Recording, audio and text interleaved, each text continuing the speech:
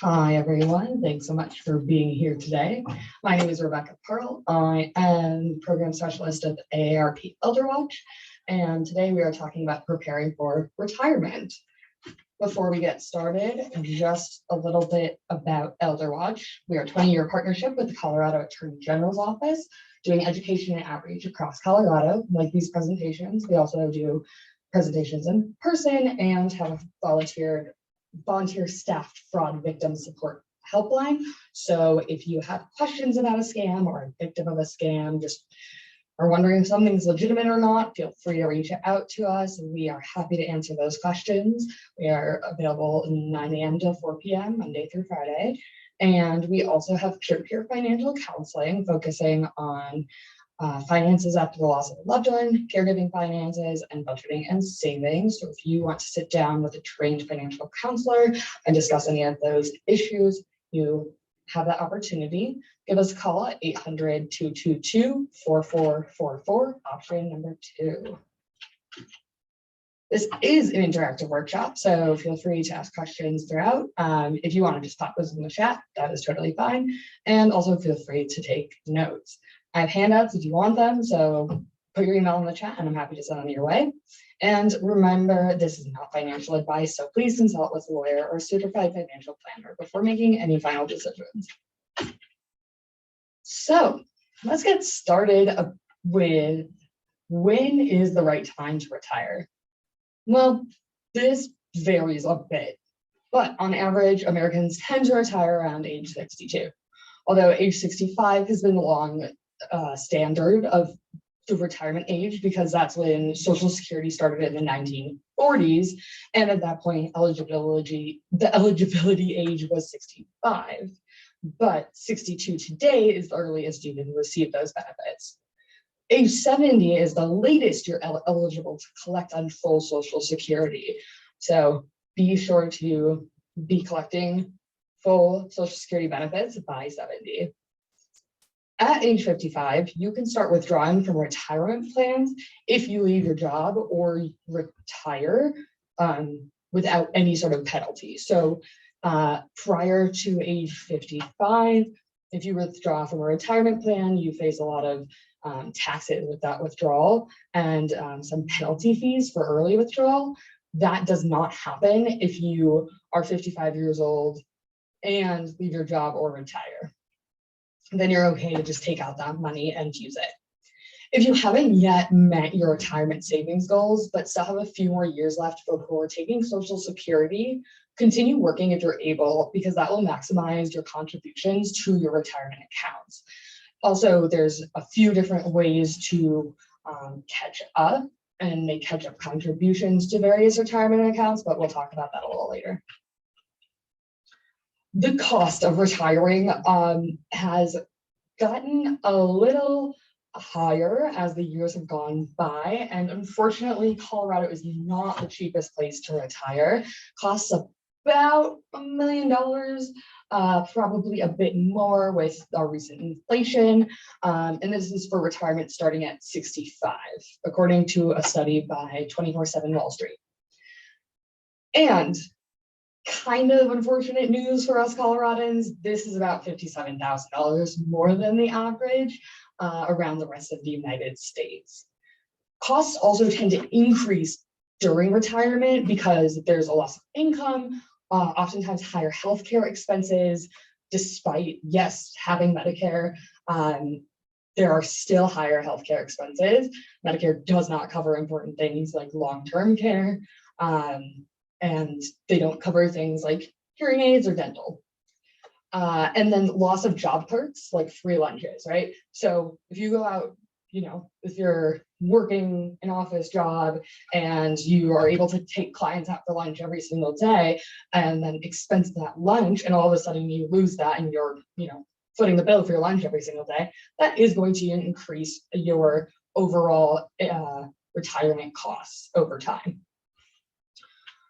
Costs also depend on your lifestyle habits and what you want to do in retirement. So if you like to live very lavishly and you want to travel, you're going to probably have to have a little bit more saved than someone that maybe wants to take a few road trips or live in an RV for a while, but has a small ranch house. So, like I said earlier, this is the part where we talk about the catch-up contributions. There are various funds you can use to fund your retirement. The first one, and probably one of the most common, is the 401k.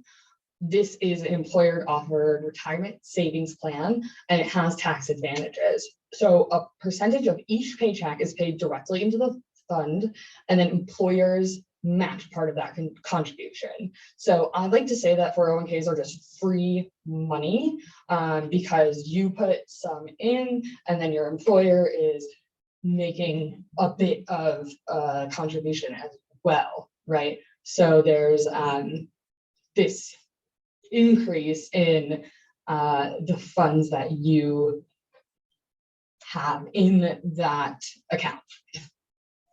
Furthermore, withdrawals from 401ks are tax-free. So when you take out that money, as long as it's before, after the age of 55, and if you're 55, retired, or leaving your job, that withdrawal is going to be tax-free. So that is a huge benefit, because you don't have to pay taxes on those funds.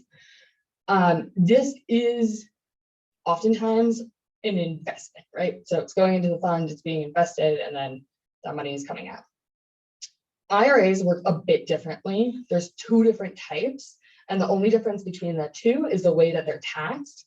So there's IRAs, and then there's a Roth IRA. Individuals are able to set up these accounts where pre-taxed income goes into an investment fund and then grows without incurring taxes. Taxes are only paid when the money is taken out of that account. But there are contribution limits that you can't go over for each year. And so for those under 50, the 2022 contribution limit, and it has been this for quite some time now, the past few years, is $6,000. And then for those under over the age of 50, it's $7,000. And that's that catch up contribution. You're able to contribute just a little bit more, and that, builds over time. You have to take required minimum distributions at age 72. So you have to start taking out at least the minimum amount of funds you're able to at 72. Otherwise, you face penalties. So I know it's kind of strange to think about saving longer as a negative, but in this case, you do want to take out that money when you turn 72 at the latest. So we're going to talk about a few of the ways outside of 401ks and IRAs that retirement can be funded. Annuities are the first ones, and these are not investments. They're contracts between you and an insurance agency. And so this requires that the agency makes payments to you in the future or immediately. And this can be in a single lump sum payment or in a series of payments over time. There are many different types of annuities, so do your research before going into this contract to figure out what the correct annuity for your situation is. If you don't, annuities aren't for everyone, so remember that too. It's not required that you have an annuity to fund your retirement. There are various fees associated, and they can change over time. So also be aware of that when you are before signing anything. So some folks like to open an extra bank account to put funds away, bonuses, gifts, etc., to save for retirement. And this might be a good option, especially if you have lots of loose change around. Just go digging in the couch, see what you can find, open an extra bank account. This option should be supplemented probably with another type of retirement account if it's possible. An extra bank account likely is not going to get you through the $1 million price tag of retirement. Extra investments, other folks like to do investing on the side on their own, dabble in various types. And micro investing has also been a path for folks that may have never even thought of investing before. And so if you have the funds to invest, opening an account may be a good option for you. If you are a few years out from retirement, you are going to want shorter term gains on your investments so that you can make the most amount of money when you need it. And then if you have a bit more time, you're likely going to want to choose investments with longer term gains.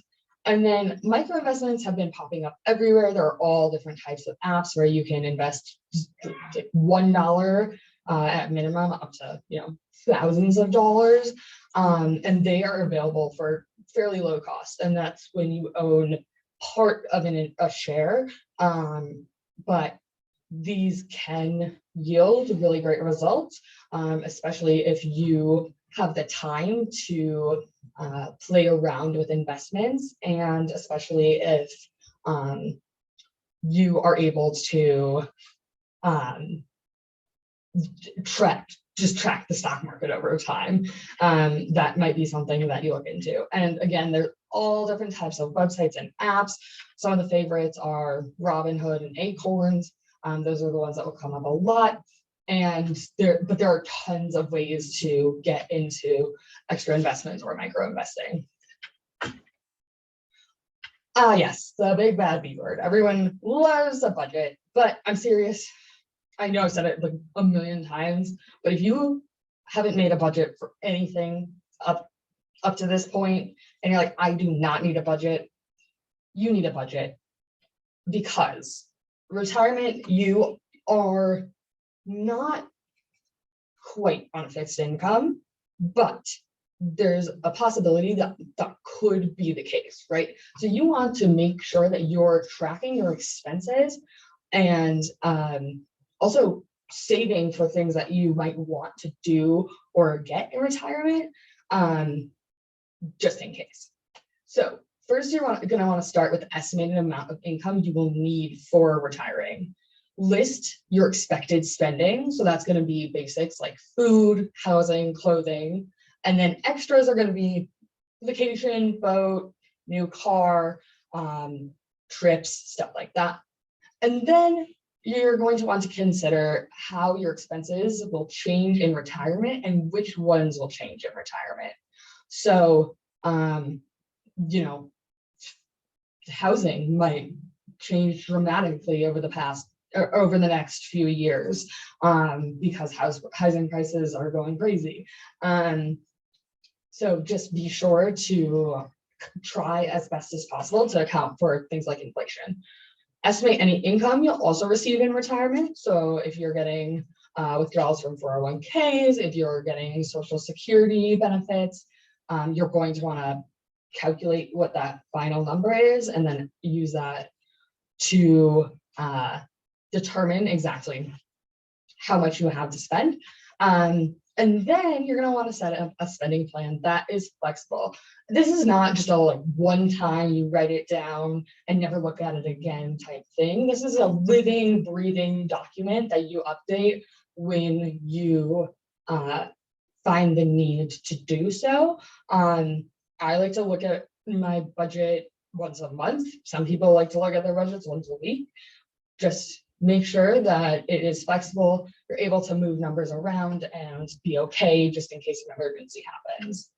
Try your budget out, and again, continue to play with it until all of your expenses fit properly. This is not like a perfect science.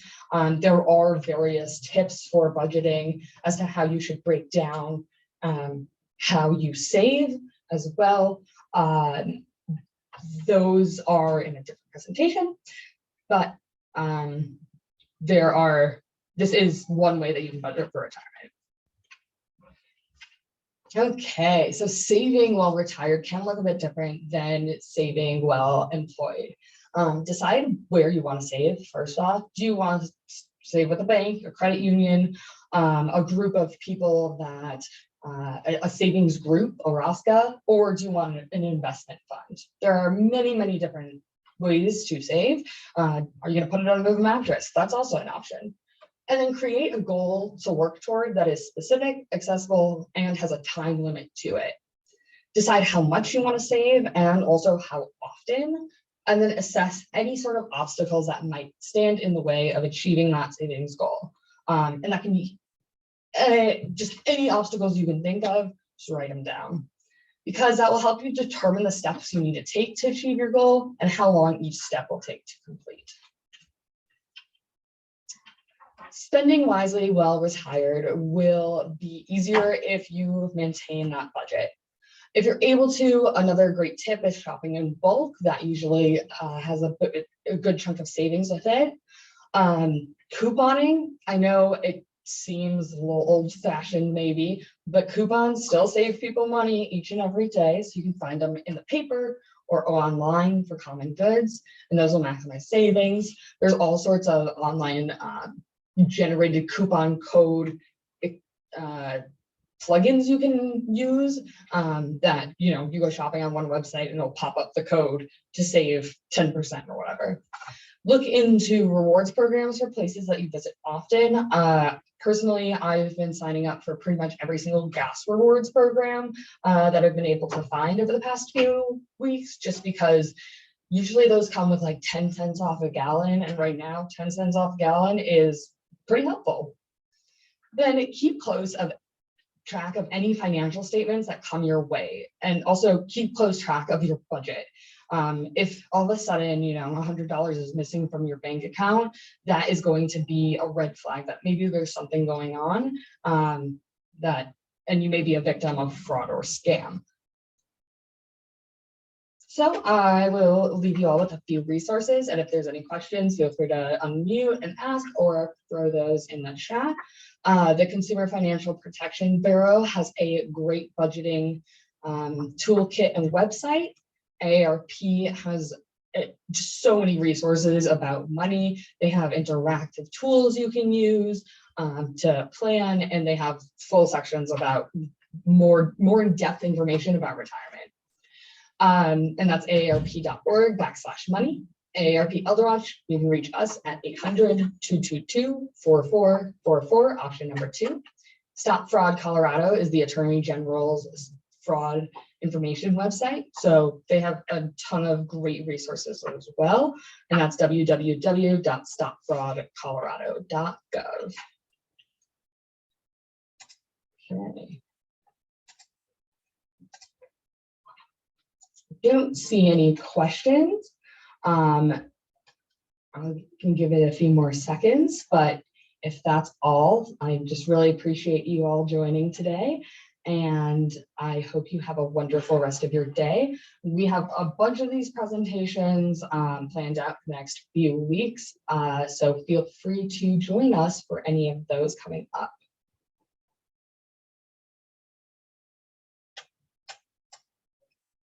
Thank you. Have a good day.